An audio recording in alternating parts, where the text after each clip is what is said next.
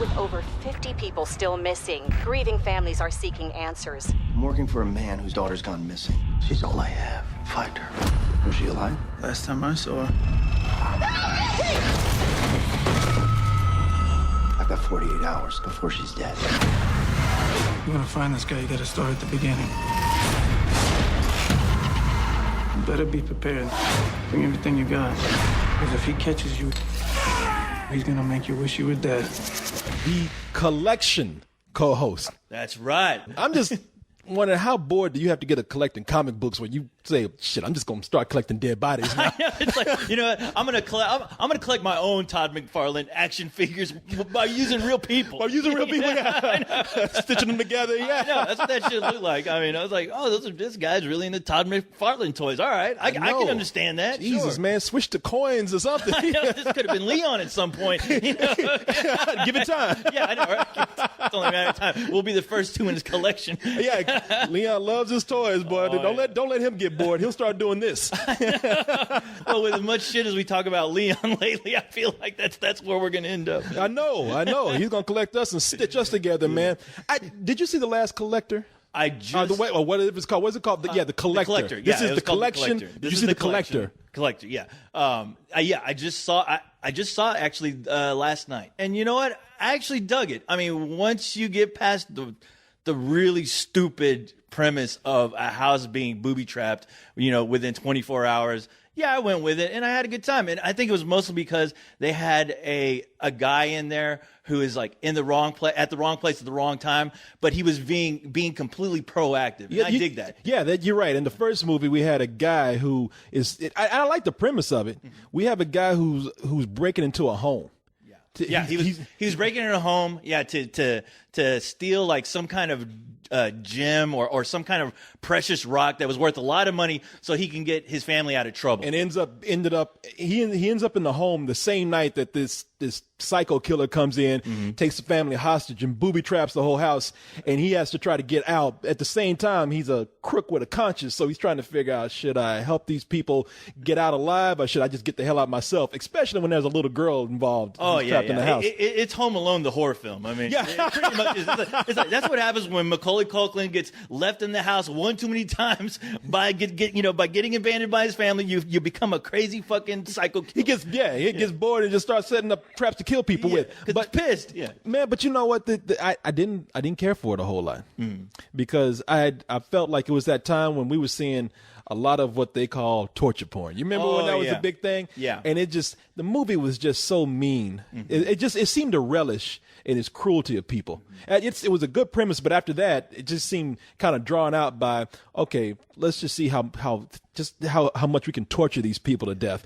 And I was at the point after seeing so many Saw movies and whatnot, I said, man, I had enough. And that's a good point to make because I didn't see a lot of Saw movies, but I was already tired of the premise alone because I saw like the last three, and you see them and they're all the same movie. You're just like, all right, enough of this shit. But I'm like, all right, I noticed where you're going. Like this series, it has evolved into The Collector, and I'm like, well, at least you're throwing something in there that I can get into, an actual character who is fighting back. Yeah, and that's where this movie opens up. We have the actor's name is Josh Stewart. He plays a character named Arkin. In the last movie, I don't want to spoil anything, but it's the crook from the last film. Yeah. And what the collector does, he goes into a home, kills everybody with his traps and bear traps and all kinds of stuff that he pretty much ripped off from the set of Saw. Yeah, everything that Saw puppet didn't use. Yeah. The collector said that collector went to Jigsaw's garage sale. Yeah, exactly. and bought up. Yeah, you're just like, wow, is this all the shit you didn't get to use in all the other Saw movies? Yeah, that's what it is. And that aisle and watching the movie, I was like, man, this guy must have loved that board game Mousetrap too.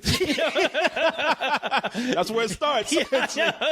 But yeah, he sets up all these traps, but he always leaves one victim alive and carries that victim as bait for somebody else.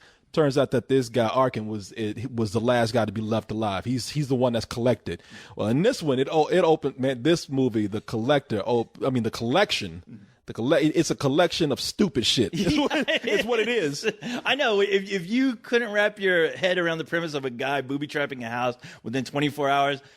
Man, good luck trying to buy this premise. Because you thought a house was ridiculous. Try booby trapping a dance club. Dance club, yeah. an entire dance club, and they show you real quick like how complicated and mechanic this entire club is. I mean, it's like when they go into the guts of this club, it looks like fucking Optimus Prime transforming. It is. It does. You start out with a bit of a fishing wire, and they show you they start doing that whole Rube Goldberg of death thing right there. The whole CG. The camera goes through all the gears and says, "Uh-oh, look, here's some blades. Uh-oh, here's a gun. Uh-oh, here's a cage." You know, it's the only club you can go to where you can cut a rug, but the rug will end up cutting you. Yeah, no, it's totally stupid. It's we open up with a it's what the vampires at the beginning of Blade wish they could have done. Oh yeah, you know, it's like, hey, you thought, because the collector's like, hey, you thought the beginning of Blade was bloody. Shit, look what I got right here. Watch this shit. Yeah, he pretty much sets up a lawnmower on the ceiling. But yeah, so it starts out with a ridiculous thing of this girl being called to go to a party at a dance club.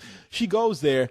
She ends up triggering off, like with a piece of fish wire, like we said, this whole elaborate trap, this system where it is rigged to just wipe out the whole dance floor. I mean, the DJ and everything. Every motherfucker. And these motherfuckers just seem to just evaporate into liquid blood. It's like, as soon as they got hit, they disappeared. They're like, wait, huh? I was like, what kind of blades are he using, man? Because once these blades touch somebody's head, their whole body exploded. You see the way they wiped out that DJ? Oh, I know. That DJ just turned into fucking just liquid. I mean, I think his name was DJ Liquid. Oh, it was a chick. Yeah, sorry. Damn, I heard it cutting records, but this is ridiculous.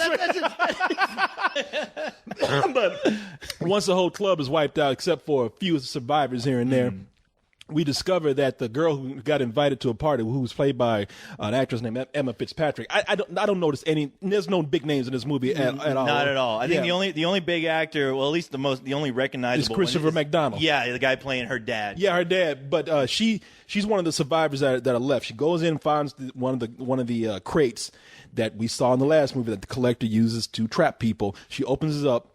There's Arkin from the last movie, and she said, "You gotta help me get out of here." He said, "Fuck that!" He took a body, threw it out through the window, and jumped the fuck out of there. That's why I love that guy. He's already seen this movie. He's like, "Look, sorry, lady, you are fucked." Yeah, he said, "I ain't watching this movie again." They didn't pay my ass yet to be in the sequel. So I'm getting the fuck out of Dodge. I mean, jumped through a fucking window, and said, "Fuck this." I know, that was awesome. Yeah, but from there, that's where this movie really kicks off, because we find out that the actor Christopher McDonald plays Mr. Peters, the girl's father. He says, "You got to get my daughter back." Turns out he's so rich that he just has a crack commando team waiting at his disposal. He's going in for the girl tonight. And this man, Arkin O'Brien, is our best chance to bring her home alive. Let's be clear about one thing. I'll help you get there. But I will not go inside. Understood. You help us find Elena. You walk. We do the rest. Now tell us what we need to know. You want to find this guy, you got to start at the beginning. Yeah, I think Hicks, Reese, and Vasquez, they were all there. Yeah, I know. He pretty much the whole cast of aliens are the guys from Predator. He's like, hey, that too, yeah. Shit, if y'all can kill predators and aliens, y'all can get this dude right here to collect. But yeah, it's a bunch of mercenaries that he has at his disposal, and he says, hey, I'm going to pay you to go get that guy Arkin, have him take you to this place where this collector has my daughter, and get her out. Yeah, and Arkin's like, I'm not going back there. And they put a gun in his hand and they said, the hell you ain't. What are you doing tonight? Can't have a sequel without you. So they end up going to the lair of this collector character, this killer that we have. And now the difference between this movie, I think, and the last movie is that, one, it's a lot dumber. Oh yeah, that's hands down. If you just hadn't heard what we just said, but it doesn't seem to. It just doesn't seem to actually relish in its torture as much as the first movie did. It seems to be a little more going on. It's because this one is more of a mystery / haunted house film. It really is. It really is a mystery in a haunted house film. I mean, and they take the. I mean, if you haven't, if you couldn't tell by us talking about it, they take the avenue of Aliens. Where it's just a bunch of guys going in, looking for a killer. And it kind of goes through the tropes of movies like that, like Aliens and Predators. But it was still fun. I have to admit, because you're dealing with a character, the character Arkin, who's been through this before. So in some ways, you're rooting for the guy. But the movie itself, the thing about it that separates itself from the first one, I thought, was that you could tell it's a movie that they just wanted to have fun with, and by doing that, having their version of fun is increasing that body count. It's all about body count with this movie. And so in the first one, I still think it's torturous to a certain level. I mean, it's still they're still going in and they're just killing people where. It goes beyond the character killing people. Mm-hmm. The guys who did this movie are the guys who we keep bringing up Saw. They're responsible. They're the screenwriters for. They took it over from 4, I believe. Yeah. 4, 5, and 6, and then Saw 3D. Yeah, and I think one of them, the guys who wrote it are Marcus Dunstan and Patrick Melton. These guys got their start with Feast. Yeah, they're responsible for the Feast franchise. All 3 of them. What can I say about that body of work, man? That's after several Saw movies and then Feast, which I thought was okay. I wasn't crazy about it. And then the Piranha 3D. Yeah, that's the thing. They wrote the sequel to Piranha 3DD, which is another, just an atrocious film. My point is, by mentioning all these movies that they've worked on, I think even the guy Marcus Dunstan has directed 4 of the Saw movies. He directed 4, 6, and 3D. If I'm not sure. He directed some of those. I'm not sure if those are the right ones. But anyway, if you can see all these movies, it's just you can tell it goes beyond the character of this collector in the movie. You can see them saying, okay, what ways can we kill people in a movie? Right. It goes beyond the film. You can look at it and say, oh, okay, there's no real reason to kill somebody like this except to say, oh, it's fun to write this way, somebody dying. Right, because, when you watch the first one and this one, you still really don't understand the motivation of why. Like, why do you have to kill a club full of kids? Sure, you collect things, but at least in the first movie, they made it sound like whoever he killed or whoever he collected had to be somebody special. So with this one, it kind of goes against the logic of the first one a bit. But I'm like, oh, sure, whatever. It is the evolution of the Saw films, and I can be forgiving because you know what? I'm not all that invested in what they're really trying to do. I'm like, I know what this is. I'm not going to try to pretend that it's something else. But at least, with the collector and the collection, I do like that they actually took some time to think of actually some good characters, because I think the collector himself is kind of a cool, slasher in a way, Yeah. Because I honestly sort of like him a little bit more than the Jigsaw guy, because at least this guy, when he kicks ass, he kicks ass. He's such a badass. I'm like, did the fucking League of Shadows train this guy? Because when he's fighting, he's doing some moves, especially to these mercenaries, where you're like, man, did this guy used to be a mercenary or something? Yeah, I like that they keep the mystery of the guy, but at the same time, like I was saying before, I don't feel for anybody in the movie. I don't understand this collector guy. You're right. He's just a tool for the writers and the director to have him go in and pretty much do these death fantasies that these guys have. I don't care for any of the people that they kill in this movie. The only person I really like is Aiken. Yeah. Our lead guy. Yeah, the lead guy. Because he, it is one of those things where I enjoy characters like that. Like, I look back at the Nightmare on Elm Street franchise, Nancy, when she becomes proactive, when she sets up booby traps to fight Freddy Krueger, you're like, okay, that's badass, because when we're watching horror movies, we're always wondering, what would we do? Would we actually run, or would we actually take a stand and fight these absurd, crazy slashers? Yeah, it's just it just comes down to very basic fun for me. And when I say basic fun, it's coming when it's not a good movie. It's just something that I'm just watching, and while I'm watching, I don't hate it. I'm actually having fun, but I'm not really beyond anything except some part of me that just goes back to when I was 13, and I just want to see how people would die in the most gory ways in a film. It's more spectacle than anything. What story they try to have there is pretty much sidetracked by this ridiculous backdrop that they have. The guy goes first to set up a nightclub. All right, you got me right there. I can get past that once we get into the story here. Once you bring me back to the character that I really like. Now we're in this haunted house that he's made out of an abandoned hotel, Right? Where has electricity and all this kind of shit. Who He's put able to this shit together? Who is this guy? That's like I don't want to be that person that looks too deep into this, but I can't help to think. But this guy and characters like him, what do they fucking do? How do they afford this? Yeah, I keep wondering, like, maybe all this will be explained in another sequel. Maybe so much so, but I mean, they better write their asses off to make this make sense. I mean, Yeah. but the thing is, with movies like this, I actually enjoy the concept of what it's trying to do. Sure, the execution isn't always, to my liking, but I like the idea of it. I just wish that they would just, take a chance like they used to do with the old slasher movies, and in order to make this concept work, I mean, why don't they just have this guy from hell? Why doesn't this dance club just be like a purgatory where you realize like this isn't the real world? Whenever they try to set these outlandish premises in reality, it ends up kind of like, making the whole idea silly. So, Yeah. I mean, I was like, just take that extra step, and that could even make this collector. So you're saying guy that making this more supernatural would probably be like a you would Freddy get- Krueger or something, or a Pinhead. You would get past the stupidity of it if it was supernatural. Easily. Because right now, I know you're saying that you like this more than the Saw movies. They're really just kind of extensions of the Saw movies to me. They are. Even though these guys wrote Saw movies and half of them directed a few of the movies, I'm looking at it and I can't help but think, just like we said before, this is bargain bin Saw for me, man. It is. This is. We were making a joke, but it really does feel like these guys said, what ideas do we have left over that we couldn't use in Saw?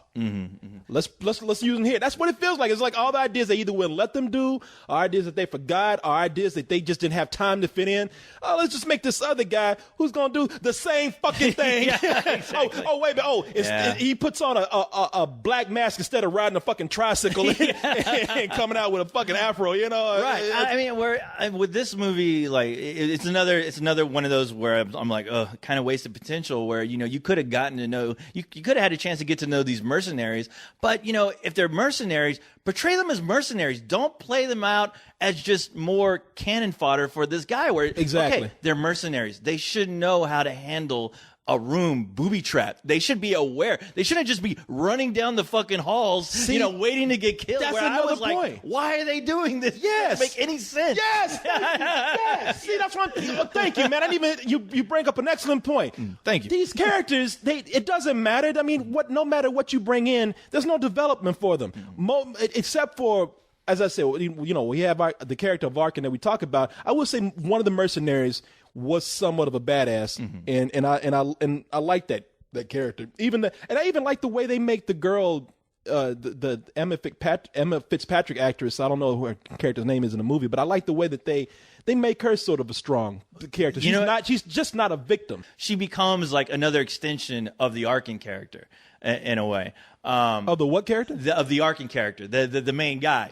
She went through the same hell this guy did, and and that's what made them so fun to watch together. Yeah, it got to a point where, and see, that's the thing here. That's what brings it away from the torture porn stuff, because here we have more teamwork. Here we have people who fought back. Here we have people who were put into situations where they weren't just they weren't just in traps. They were having to find their way out of things. And it wasn't always just waiting for somebody to fall victim to something. And I like that. I think that kicked in probably a little bit halfway after the movie. So I'm not totally hating on this. I think it's a lot of fun, actually, but it's still so ridiculous and to a certain degree pointless, unless your point is to go in and just watch just people die and make a sequel. And like I said, that could be fun. The way they kill people in this movie, I like gore, I like blood, I like guts. I will say that when I saw people, I laughed more than I cringed in this movie. Which I think that's usually when you see how they present it, especially when the blood splatter is just, it's just to a It's over the top. It's over the top ridiculousness where they want you to have fun with it. Yeah. I mean, where I wish they would have toned down a bit was the more of the haunted house aspect. Where I mean, there's moments where you see these characters walking around, looking at all the scenery, looking at all the Todd McFarlane action figures on display for like 5-10 minutes. They're just walking, and you're like, all right, maybe we should like speed this up a bit. Because I mean, Yeah. I know this is a beautiful set. I know you spend a lot of money. I know you're trying to create atmosphere, but the atmosphere is already here. You already introduced this whole atmosphere to me. I don't need a walk by of the set, like a walkthrough of the set every like 10 minutes. Well, that's the other thing. When we say kind of going over the top, the fact that they went in and actually made the Collector's Lair a haunted house. They went out their way to put skeletons and cases. It felt like a spook house that I would go to for Halloween. Sometimes that works great. Sometimes it was just comical. Yeah, where, and that's why, when we walked out, you asked me if I'd seen it. And the first one, I was like, yeah. And you asked me which one I liked a little bit more. And for me, I liked the original a little bit more because that one felt more personal, even though, the ridiculous idea of it. But, this Arkin character, you're discovering who he is. You're discovering he's kind of an anti-hero in a way. Mm-hmm. And, and the times that, he interacts with people who are trapped in this house, he's trying to help them. But at the same time, you feel his frustration when you have characters doing these character tropes that you see in all horror movies where it's like, as soon as you release the gag, what do? You're like, shut up, dude. Shut up. There's a killer walking around.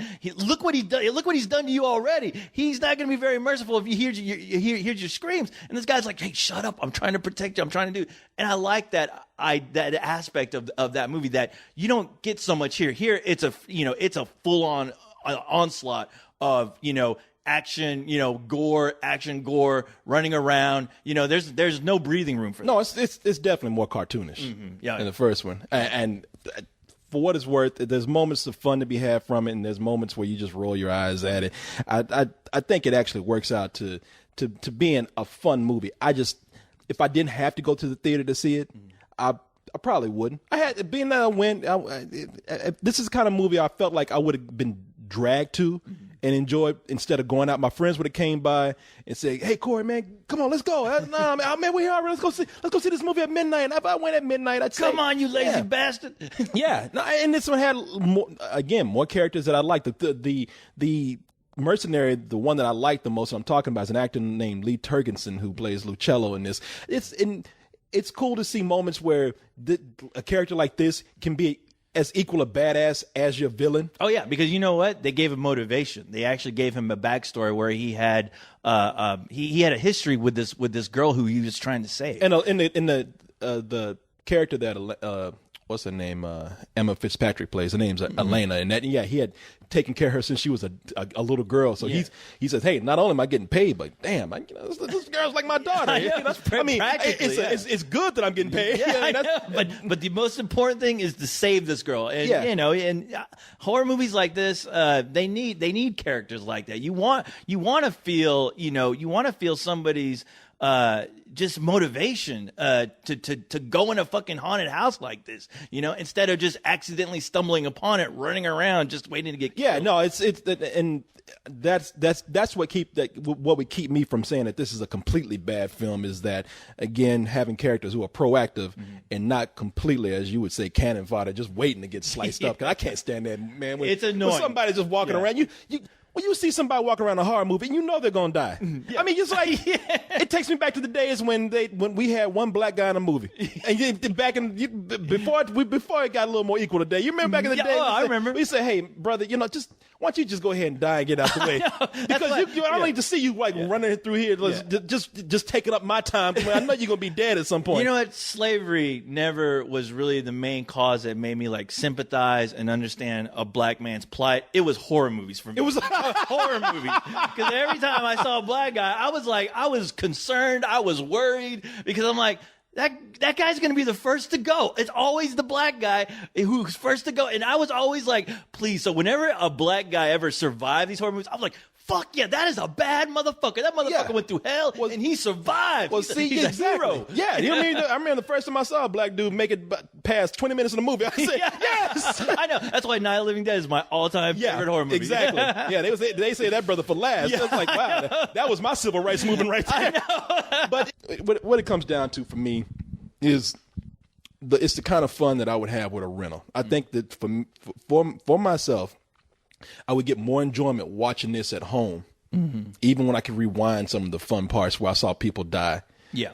Instead of going to the movie theater, so it's a rental, man. I don't think it's a good movie. I actually think it's kind of a bad movie. But its main point is that it saves itself by actually having points of fun and likable characters. Mm-hmm. You know what? And just trying to think, because I don't think I was on the original collector review, but I was like, if I had to give that movie a rating, I would give it a matinee because I could appreciate what they're doing, and I appreciated the suspense that they were trying to build, despite the stupid plot. But with this one, yeah, I mean, it goes in that aliens route, and at the end of it all, you know, I wish I was really hoping for a little bit more intimacy with those characters. So yeah, I think I'm right there with you as far it is a rental. I mean, I don't think you have to go out of your way to see it. I think you'll still, and saying that it's a rental, please listen to me now. This is a fun movie. It really is. But I think at the end of the day, if you paid matinee, you're probably like, you know, I didn't need to see it in the theater. Fucking night. Yeah, I just, because when I'm at the theater watching this, all I can think of, this dude.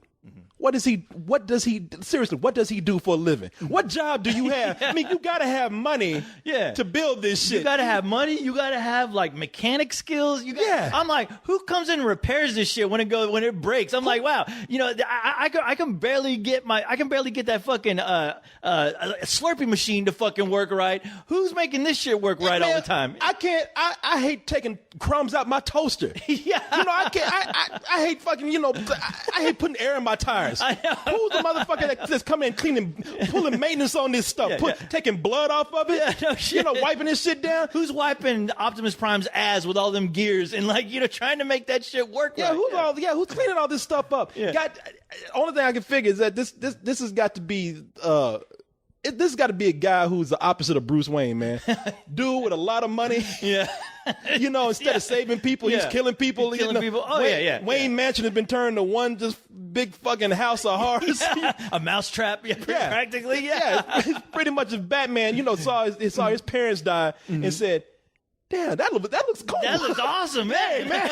How many more different ways can I slice these people? Yeah. Oh, dude, I'm all about shredded wheat.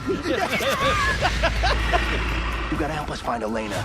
You're the only person to see the inside of this hotel and live. It's built like a maze. The whole place is rigged.